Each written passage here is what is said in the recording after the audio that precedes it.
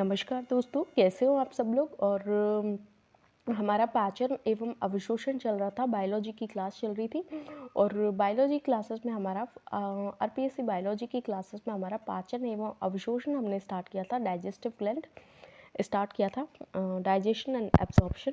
और उसी में हमने यहाँ तक पढ़ लिया था। आगे वाली क्लास में हम बात करते हैं यकृत के बारे में।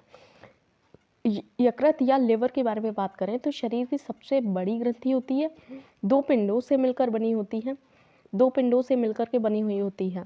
दाएं पिंड देखो, जो गॉल ब्लैडर होता है दाएं पिंड के नीचे स्थित होता है। दाएं पिंड के नीचे स्थित होता है क्या? गॉल ब्लैडर होता है। शरीर की सबसे बड़ी ग्रंथि है, सबसे बड़ी ग्रंथि कौन सी है? लिवर है, दो पिंडों से मिलकर बनी होती है। पित्ताशय दाएं पिंड के नीचे स्थित होता है। जो पित्ताशय होता है, गॉल ब्लैडर, वो दाएं पिंड के नीचे स्थित होता है। यकृत की संरचनात्मक व क्रियात्मक इकाई जो होती है वो होती है हेपेटिक लॉब्यूल। कौन सी है? हेपेटिक लॉब्यूल होती है। संरचनात्मक एवं क्रियात्मक इकाई कौन सी है? हेपेटिक लॉब्यूल होती है। ये पिंड रेशेदार संयोजी ऊतक से ढके रहते हैं। ये जो पिंड होते हैं, पिंड कौन से? यकृत कई पॉलीगोनल पिंडीय संरचना से जो बना हुआ होता है, पॉलीगोनलीय पिंडीय संरचना से यकृत बना रहता है। तो ये पिंड रेशेदार संयोजी ऊतक से ढके रहते हैं और उनको बोलते हैं क्या? ग्लेसन्स कैप्सूल, यानी कि ये कवरिंग होती है इसकी।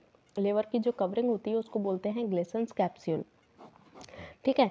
प्रत्येक पिंड में यकृत कोशिकाओं की अरीय कतारें होती हैं। अरीय रेडियल जो कतारें होती हैं वो होती हैं, उनको बोलते हैं हेपेटिक कॉर्ड। क्या बोलते हैं? हेपेटिक कॉर्ड बोलते हैं। प्रत्येक पिंड में, प्रत्येक जो ये पिंड होता है, यकृत की अरीय कतारें होती हैं, उनको बोलते हैं हेपेटिक कॉर्ड। हेपेटिक कॉर्ड के मध्य खाली स्थान उपस्थित होता है। हेपेटिक जो कॉर्ड होती है उसके मध्य खाली स्थान उपस्थित होता है, जिसे यकृत रक्त पात्र यानी कि हेपेटिक साइनोसॉइड्स कहते हैं। हेपेटिक कॉर्ड जो होती है उसके मध्य जो खाली स्थान रहते हैं उनको बोलते हैं हेपेटिक साइनोसॉइड्स। रक्त पात्र यानी कि हेपेटिक साइनोसॉइड्स, हेपेटिक साइनोसॉइड्स में कुछ मैक्रोफेजस कोशिकाएं भी प्रेजेंट होती हैं। क्या होती है इसमें? इसमें मैक्रोफेजस कोशिकाएं भी प्रेजेंट होती है और जिनको बोलते हैं कुप्फर सेल्स। फैगोसाइटिक सेल्स होती हैं ये कुप्फर सेल्स। तो कुप्फर सेल्स किसकी विशेषता है? कहाँ पे पाई जाती है? यकृत में पाई जाती है। यकृत के कार्यों के बारे में बात करें, लिवर के जो कार्य होते हैं, सबसे पहले तो जो पित्त का स्रावण होता है, संश्लेषण होता है। जो बाइल होता है उसका सेक्रीशन होता है, उसका सिंथेसिस भी होता है, संश्लेषण भी होता है। पित्तरस जो होता है, बाइल जूस जो है, bile salts, sodium bicarbonate, glycolate, tricholate, bile pigments, cholesterol, lecithin आदि पदार्थों से मिलकर के बना हुआ होता है। बाइल सॉल्ट्स होते हैं, सोडियम बाइकार्बोनेट होता है, glycolate, tricholate, bile pigments, cholesterol, lecithin. इसमें यहाँ से क्वेश्चन पूछा जाता है। इसके अलावा बाइल सॉल्ट्स के बारे में बात करें, तो वसा के इमल्सिफिकेशन में ये सहायक होता है। किसमें होता है? बाइल सॉल्ट जो होते हैं वो वसा के इमल्सिफिकेशन में सहायक होते हैं। इमल्सिफिकेशन में कार्बोहाइड्रेट उपापचय, देखो एक तो होता है ग्लूकोजेनेसिस। क्या होता है?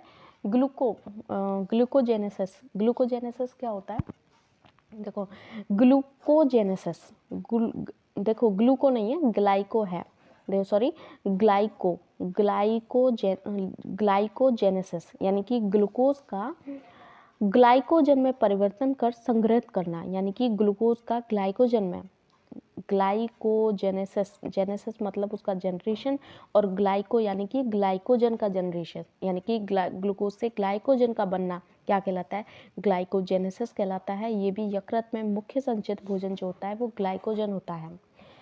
यकृत में मुख्य संचित भोजन कौन सा होता है? ग्लाइकोजन होता है। ग्लाइकोजेनोलाइसिस के बारे में बात करें तो देखो, ग्लाइकोजेनोलाइसिस यानी कि ग्लाइकोजन को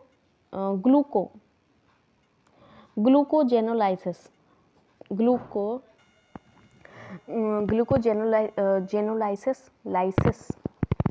यानी कि ग्लूकोज को पुनः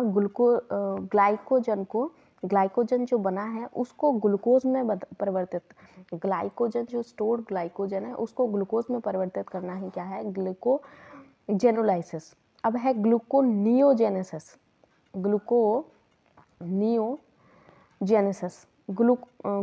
ग्लूकोनियोजेनेसिस, ठीक है।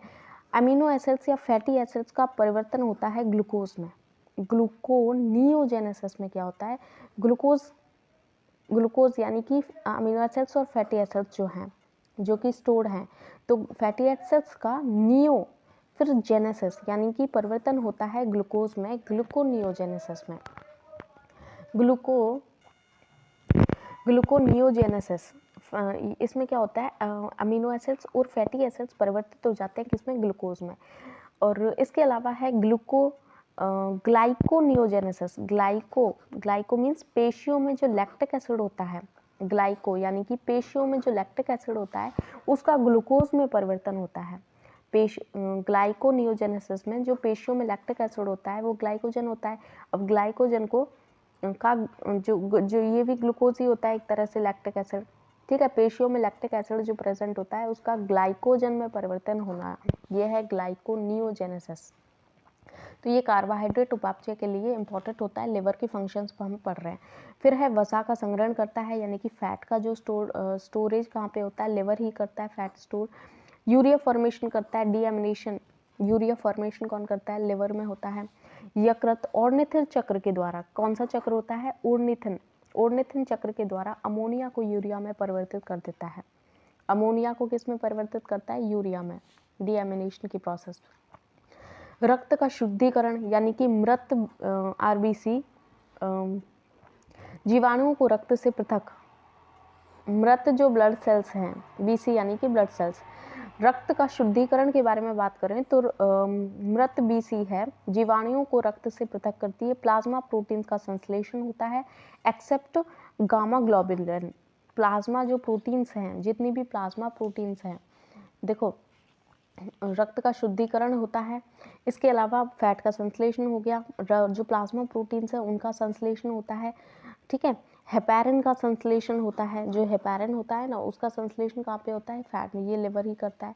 तो लिवर तो बहुत सारे काम करता है, मतलब बहुत ही इंपॉर्टेंट है। विटामिन ए का संश्लेषण होता है, विटामिन एडेक जो है, एडेक B12 का संग्रहण किया जाता है कहाँ पे, लिवर में। खनिज संग्रहण होता है, यकृत में लोहा, तांबा, जिंक, कोबाल्ट, मोलिब्डेनम लवणों का संग्रह किया जाता है। लोहा, तांबा, जिंक, कोबाल्ट और मोलिब्डेनम का कहाँ पे संग्रह होता है, लिवर में होता है। और डिटॉक्सिफिकेशन में भी लिवर हेल्पफुल होता है, निरावेशीकरण कर देता है, जो पॉइजनस जो चीज़ें होती है उसका डिटॉक्सिफिकेशन करता है, कौन करता है, लिवर करता है, ठीक है। भ्रूणावस्था में जो यकृत आरबीसी एवं डब्ल्यूबीसी का निर्माण करता है। जो भ्रूणावस्था होती है उस टाइम पे लिवर जो होता है आरबीसी और डब्ल्यूबीसी का भी निर्माण करता है, यॉक सिंथेसिस करता है, यकृत में होता है यॉक सिंथेसिस।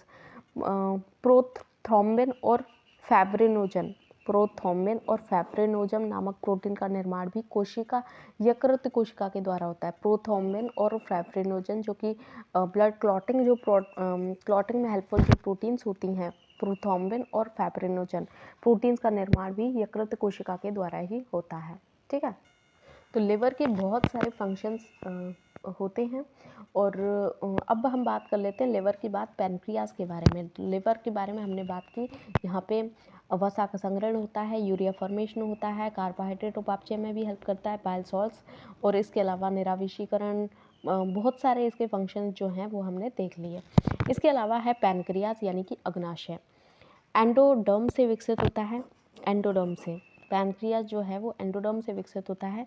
पैनक्रियाज एक मिक्स्ड ग्लैंड भी है, आगे आएगा। देखो ये बहुत सारे एसिनी की बनी होती है, किसकी बनी होती है, एसिनी सेल्स की बनी होती है। एसिनी एक स्रावित कोशिका का समूह होता है जो एक गुहा को घेरे रहती है, एसिनी की बनी होती है। एसिनी क्या है, एक स्रावित कोशिकाओं का एक समूह होता है जो कि एक गुहा को घेरे रहता है।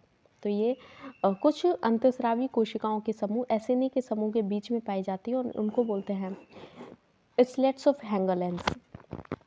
स्लेट्स ऑफ हैंगरलैंस सेल्स कौन सी होती है, अंतःस्रावी कोशिकाओं के जो समूह होते हैं, कुछ अंतःस्रावी कोशिकाओं के समूह जो कि एसिनी के समूह के बीच में, यानी कि जो गुहा होती है उसके समूह के बीच में प्रेजेंट होते हैं, और इनको बोलते हैं स्लेट्स ऑफ लैंगरहैंस।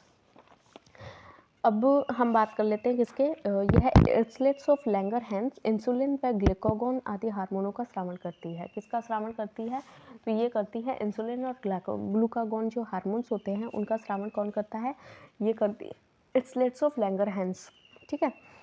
इसलिए पैनक्रियाज जो होती है वो क्या होती है, मिक्स्ड ग्लैंड होती है। एंडोडर्म तो हमने पहले देख लिया। अब ये क्या होती है, मिक्स्ड ग्लैंड होती है, क्योंकि ये इंसुलिन और ग्लूकागॉन को भी स्रावित करती है, यानी कि एक्सोक्राइन और एंडोक्राइन। इंसुलिन एक्सोक्राइन और ग्लूकागॉन, इंसुलिन एक्सोक्राइन और एंडोक्राइन दोनों का, यानी कि पैनक्रियास क्या है, मिक्स्ड ग्लैंड होती है। बाइल डक्ट और पैनक्रिएटिक डक्ट दोनों आपस में मिलकर के कॉमन डक्ट बनाती है। ठीक है, बाइल डक्ट और पैनक्रिएटिक डक्ट दोनों मिलकर के क्या बनाते हैं, कॉमन एक डक्ट बनाते हैं। इसके अलावा फिजियोलॉजी ऑफ डाइजेशन के बारे में बात करें तो मुख गुहा में पाचन होता है। देखो, जो मुख गुहा में जो भोजन की बॉल होती है उसको बोलते हैं बोलस। क्या बोलते हैं, बोलस, बोलस बोलते हैं। लार का जो पीएच होता है वो होता है 6.8 से 7, 6.8 से 7, यानी कि हल्का क्या होती है, अम्लीय होती है ये। मुख गुहा का जो पाचन होता है, मुख गुहा में पाचन भोजन को बोलस कहते हैं। और म्यूसिन, लाइसोजाइम, थाइनोसाइनेट और टाइलिन, ये एंजाइम्स इसमें पाए जाते हैं। लार में म्यूसिन, लाइसोजाइम, थाइनोसाइनेट और टाइलिन, खासतौर से टाइलिन। टाइलिन क्या करता है, स्टार्च को माल्टोज में परिवर्तित कर देता है। जो स्टार्च होता है उसको किस में परिवर्तित कर देता है, टाइलिन माल्टोज में परिवर्तित कर देता है। आमाशय में पाचन देखते हैं तो पेट में जब भोजन जाता है तो भोजन पहुँचते ही जो जी सेल्स होती हैं, जो जी सेल्स होती हैं उनके द्वारा गैस्ट्रिन हार्मोन का स्रावन किया जाता है। कौन सा हार्मोन है, गैस्ट्रिन हार्मोन का स्रावन किया जाता है, और ये जठर रस के स्राव को प्रेरित करते हैं। और ये जो गैस्ट्रिक ग्लैंड है उसके सेक्रीशन को क्या करते हैं, ये प्रेरित करते हैं। यानी कि भोजन के पहुंचते ही जी सेल्स एक्टिवेट होंगी, वो गैस्ट्रिन हार्मोन का रिलीज करेंगी, जहाँ से गैस्ट्रिक स्राव को वो प्रेरित करती हैं। जठर रस आमाशय में क्रमानुकंचन प्रारंभ कर देता है। जो क्रमानुकंचन जो चीज़ें हैं उसको प्रारंभ कर देता है, जो गैस्ट्रिक जूस होता है वो, जिसमें भोजन कण आमाशय की श्लेष्मा परत पर रगड़ते हैं, और जिससे क्या होता है, जो भोजन के कण होते हैं वो जो पेट होता है, आमाशय होता है, आमाशय की श्लेष्मा परत जो होती है, श्लेष्मा वाली जो परत होती है उस पर क्या है, वो रगड़ते हैं। ठीक है, रगड़न से जो कोशिकाएं उत्तेजित होती हैं, रगड़न से कोशिकाएं उत्तेजित होती हैं और जठर हार्मोन्स का स्रावन करती हैं, यानी कि गैस्ट्रिक जो हार्मोन्स हैं उनका स्रावन करती हैं और जठर रस के स्रावन हेतु प्रबलता से उद्दीपित करते हैं। जठर रस का जो संगठन होता है उसमें एंजाइम्स कौन कौन से होते हैं, तो जठर रस आमाशय के बारे में बात करें तो गैस्ट्रिक जूस जो होता है उसमें एंजाइम्स होते हैं पेप्सिन, गैस्ट्रिक लाइपेज और रेनिन। रेनिन कौन सा, डबल एन वाला होता है। ठीक है, ये रेनिन जो है ये डबल एन वाला है। ठीक है, और पेप्सिन, गैस्ट्रिक लाइपेज, पेप्सी लाओ रेनिन के साथ, पेप्सी लाओ रेनिन के साथ, या पेप्सिन, लाइपेज और रेनिन, पेप्सिल, लाइपेज और रेनिन। ठीक है, ये कहाँ से स्राव होता है, गैस्ट्रिक जूस से स्राव होता है। एचसीएल का कार्य होता है, एचसीएल क्या कार्य करता है, जाइमोजेंस को सक्रिय एंजाइम में परिवर्तित करता है। जाइमोजेंस यानी जो निष्क्रिय हैं।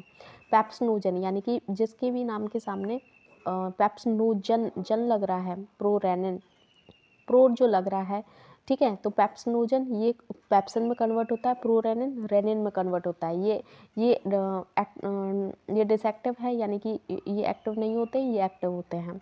तो एचसीएल एक्टिव करता है एंजाइम्स को, जो हार्मोन एंजाइम्स को।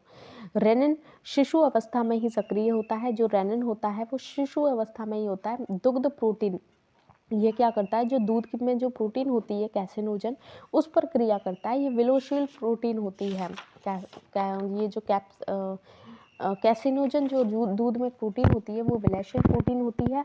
ये प्रेजेंस ऑफ रेनिन, रेनिन की प्रेजेंस में जो कैसिनोजन अघुलनशील कैल्शियम पैराकैसिनेट किस में परिवर्तित हो जाती है, घुलनशील प्रोटीन कैसिनोजन, ये अघुलनशील कैल्शियम पैराकैसिनेट, कैल्शियम पैराकैसिनेट में क्या हो जाती है, बदल जाती है, और इस प्रक्रिया को बोलते हैं कर्डलिंग ऑफ मिल्क। कैल्शियम पैराकैसिनेट में जो कैसिनोजन प्रोटीन होती है वो परिवर्तित हो जाती है, यानी कि घुलनशील से अघुलनशील में परिवर्तित हो जाती है, और इस प्रक्रिया को बोलते हैं कर्डलिंग ऑफ मिल्क। ठीक है, तो हमने यहाँ पे 3 हार्मोन्स देख लिए, एक तो गैस्ट्रिक लाइपेज और एक रेनिन और एक था पेप्सिन।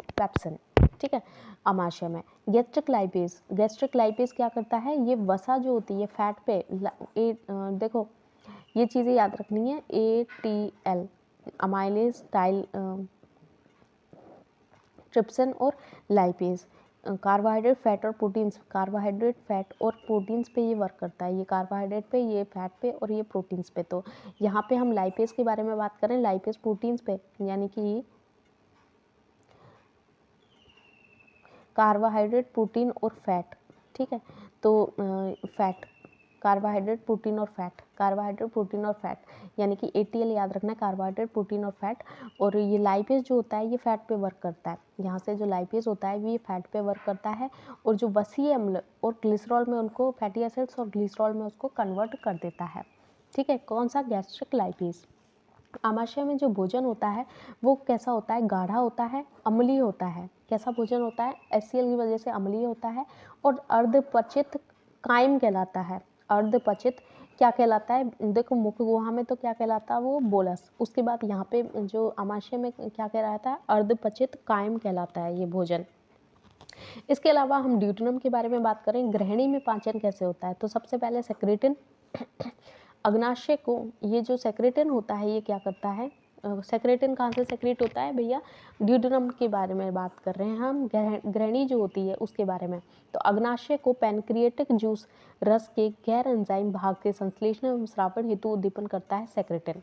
सेक्रेटिन क्या करता है? जो पैनक्रिएटिक जूस होता है उसके स्राव के लिए प्रेरित करता है। यकृत कोशिकाओं को भी पित्र स्रावण हेतु उद्दीपित करता है, मतलब यकृत को भी ये उद्दीपित करता है, किसके लिए? बाइल जो जूस है उसको सेक्रेट करने के लिए।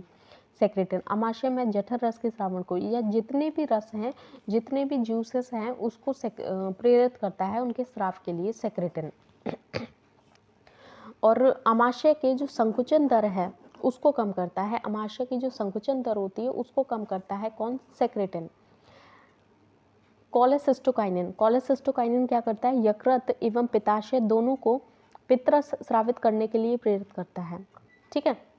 यकृत एवं पित्ताशय यानी कि बाइल, जो लिवर और पैनक्रियाज दोनों को पित्र स्रावित करने के लिए ये प्रेरित करता है, कोलेसिस्टोकाइनिन। और इसके अलावा एंट्रोगैस्ट्रोन होता है, एंट्रोगैस्ट्रोन क्या करता है? आमाशय में HCl के स्रवण को रोकता है, ये ध्यान रख लेना। एंट्रोगैस्ट्रोन हार्मोन जो होता है आमाशय में जो HCl का स्रवण होता है उसको क्या है? ये रोकता है। ये इंपॉर्टेंट है, ये दवाइयों में भी जैसे एसिड डॉक्टर वगैरह भी देता है, एंट्रोगैस्ट्रोन ऐसा कुछ लिखा होता है। तो HCl के स्रवण को ये क्या है? रोकता है। GIP यानी कि gastrin inhibitory polypeptide, gastrin inhibitory polypeptide, GIP आमाशय में गैस्ट्रिन स्राव रोकता है। आमाशय में जो गैस्ट्रिन स्राव होता है, आमाशय में जो गैस्ट्रिन का स्राव होता है जो कि प्रेरित करता है किसको? गैस्ट्रिक जूस को। तो इंसुलिन स्राव को उद्दीपित करता है। ये जो GIP होता है वो गैस्ट्रिन स्राव को रोकता है और इंसुलिन जो स्राव है उसको क्या करता है? प्रेरित करता है।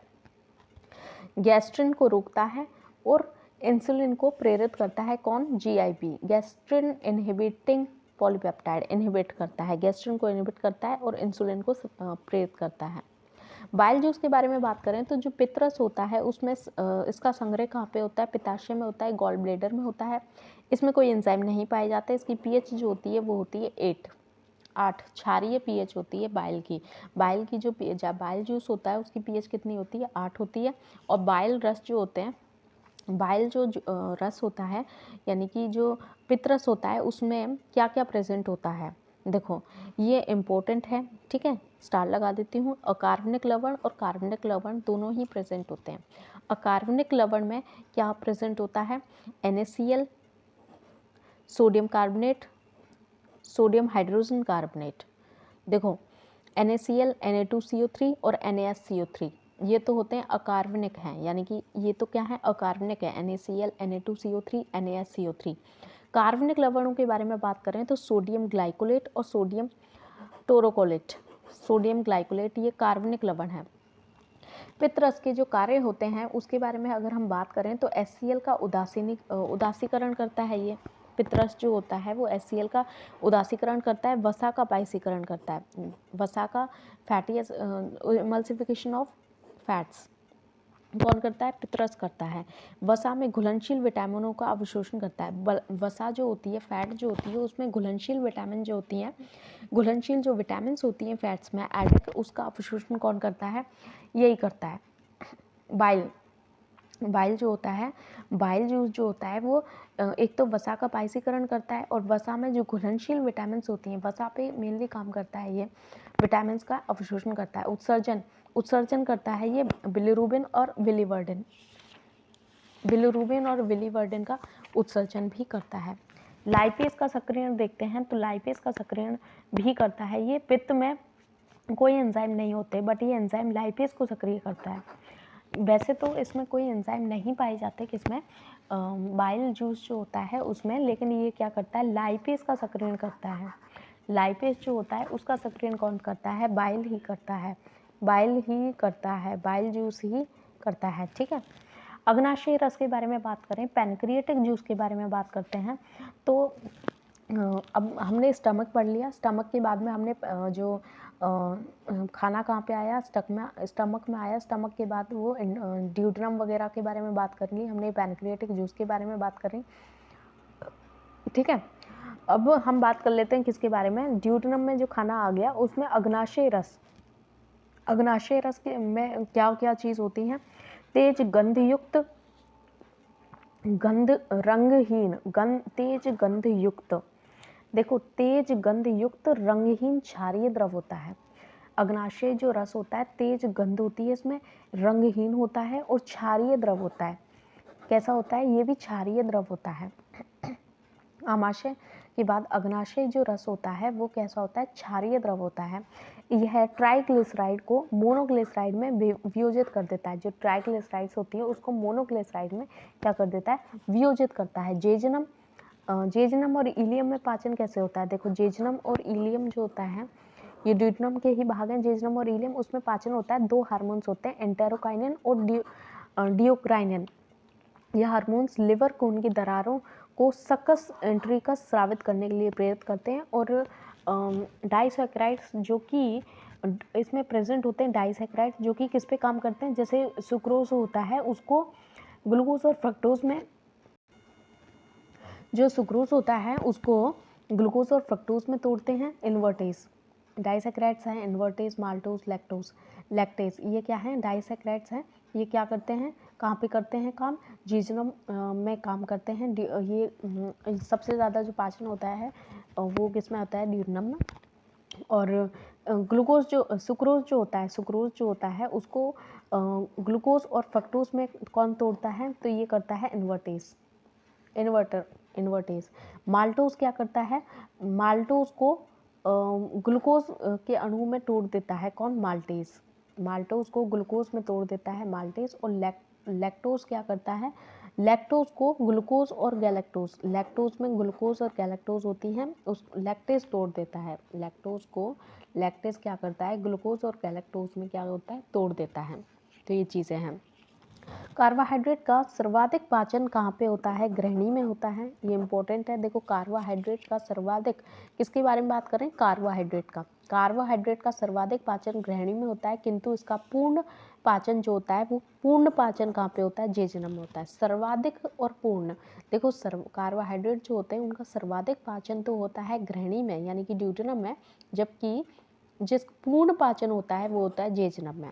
ठीक है, पचित भोजन का अवशोषण कैसे होता है, देखो पचित भोजन है, देखो प्रक्रिया जिसके द्वारा भोजन के उत्पाद आंत्रीय श्लेष्मा कला से विसरण द्वारा रक्त विसरण के द्वारा रक्त अथवा लसिका में प्रवेश करते हैं उसको बोलते हैं अवशोषण।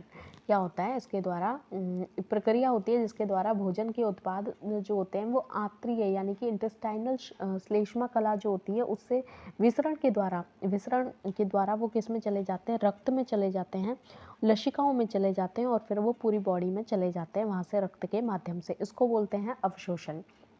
आमाशय में अवशोषण जो होता है किसका, आमाशय में अवशोषण होता है अल्कोहल का, अल्कोहल, ग्लूकोज, एस्पिरिन औषधि, एस्पिरिन जो औषधि होती है हार्ट अटैक में भी काम देती है एस्पिरिन। देखो आमाशय में अवशोषण होता है अल्कोहल, ग्लूकोज और एस्पिरिन औषधि का। अल्कोहल का संपूर्ण अवशोषण होता है आमाशय में। अल्कोहल जो होती है ना, अल्कोहल जो होती है उसका संपूर्ण अवशोषण कहाँ पे होता है, आमाशय में ही हो जाता है, स्टमक में ही हो जाता है। तो आमाशय में जो अवशोषण होता है अल्कोहल का, ग्लूकोज का और एस्पिरिन जो औषधि होती है उसका, एस्पिरिन जो औषधि होती है उसका भी कहाँ पे होता है, आमाशय में ही हो जाता है। अल्कोहल का अगर किसी ने पूछ लिया अल्कोहल का संपूर्ण अवशोषण कहाँ पे होता है, तो आमाशय बताना है। ग्रहणी में अवशोषण देखते हैं तो आमाशय में तो हो गया अल्कोहल का। इसके बाद ग्रहणी में अवशोषण लोह एवं कैल्शियम का अवशोषण होता है, यानी कि आयरन और जो कैल्शियम होता है उसका अवशोषण होता है ग्रहणी में। ड्यूडेनम जो होता है उसमें आयरन और कैल्शियम जो होता है उसका अवशोषण होता है। जेजनम में जेजनम मध्यांतर अवशोषण कौन सा होता है, अल्कोहल का सर्वाधिक अवशोषण यहाँ पे होता है जेजनम में, ठीक है। इलियम में अवशोषण होता है विटामिन B12 और बाइल लवण का। इलियम जो होता है उसमें अवशोषण होता है किसका, विटामिन B12 और बाइल लवण जो होते हैं उनका होता है। कोलन जो होता है उसमें अवशोषण किसका होता है, इसमें सहजीवी जीवाणु प्रेजेंट होते हैं। सिम्बायोटिक जो बैक्टीरिया होता है वो प्रेजेंट होता है कोलन में, जो कि विटामिन के, कौन सी विटामिन, विटामिन के, विटामिन B12 और विटामिन B2 का संश्लेषण करते हैं। ये जो सहजीवी जीवाणु होते हैं वो विटामिन के, विटामिन B12 और B2 ये लाभकारी सहजीवी जीवाणु होते हैं। ये विटामिन के, विटामिन B12 और विटामिन B2 का संश्लेषण करते हैं। और एक्सक्रीट जो होता है, विष्टा जो होती है उसका रंग भूरा होता है स्टरकोविलिन और यूरोबिलिन की वजह से, स्टरकोविलिन और यूरोबिलिन की वजह से। अब हम बात कर लेते हैं किसके बारे में, अवशोषित भोजन का स्वांगीकरण कैसे होता है। एसिमिलेशन, स्वांगीकरण को बोलते हैं एसिमिलेशन। अवशोषित जो भोजन है उसका स्वांगीकरण कैसे होगा, अमीनो एसिड्स का संग्रहण नहीं किया जाता है बल्कि उपयोग प्रोटीन के निर्माण में किया जाता है। देखो स्वांगीकरण में क्या होता है कि अमीनो एसिड जो होते हैं उनका संग्रहण तो नहीं होता है, वो प्रोटीन निर्माण करेंगे और प्रोटीन से फिर वो ग्लाइकोजन में स्टोर रहता है इस तरह से। तो पाचन तंत्र संबंधित जो बीमारियां हैं उनके बारे में हम बात कर लेते हैं। तो ये तो फिनिश हो गया पाचन तंत्र। और पाचन तंत्र संबंधित जो डिसऑर्डर्स हैं, जो बीमारियां हैं, जो डिजीजेस हैं उसके बारे में बात करें तो एक तो है क्वाशियोरकर। क्वाशियोरकर जो बीमारी होती है इसमें क्या होता है, प्रोटीन की कमी होती है। क्वाशियोरकर में प्रोटीन की कमी होती है। 1 से 3 वर्ष के जो शिशु होते हैं वो प्रभावित होते हैं। 1 से 3 वर्ष के जो शिशु होते हैं उनमें प्रोटीन की बहुत ज़्यादा मात्रा में कमी हो जाती है, जिसको बोलते हैं क्वाशियोरकर। मैरास्मस क्या है, इसमें प्रोटीन ऊर्जा कुपोषण होता है। ओनली प्रोटीन नहीं, ऊर्जा कुपोषण भी होता है, यानी कि प्रोटीन के साथ अन्य जो चीज़ें होती हैं, प्रोटीन प्लस पूर्ण भोज्य में कैलोरी कम हो जाती हैं मैरेस्मस में। और ये 1 वर्ष के जो आयु शिशु होता है उसमें होता है मैरेस्मस, ठीक है। क्वाशियोरकर और मैरेस्मस में डिफरेंस समझ आया, वो तो प्रोटीन की वजह से ओनली क्वाशियोरकर। ये प्रोटीन प्लस जो भोज्य होता है उसमें कमी हो जाती है, कैलोरी में कमी हो जाती है, प्रोटीन प्लस अन्य भी आ जाता है। और 1 वर्ष होती है इसकी आयु, 1 वर्ष के शिशु तक होता है मैरेस्मस।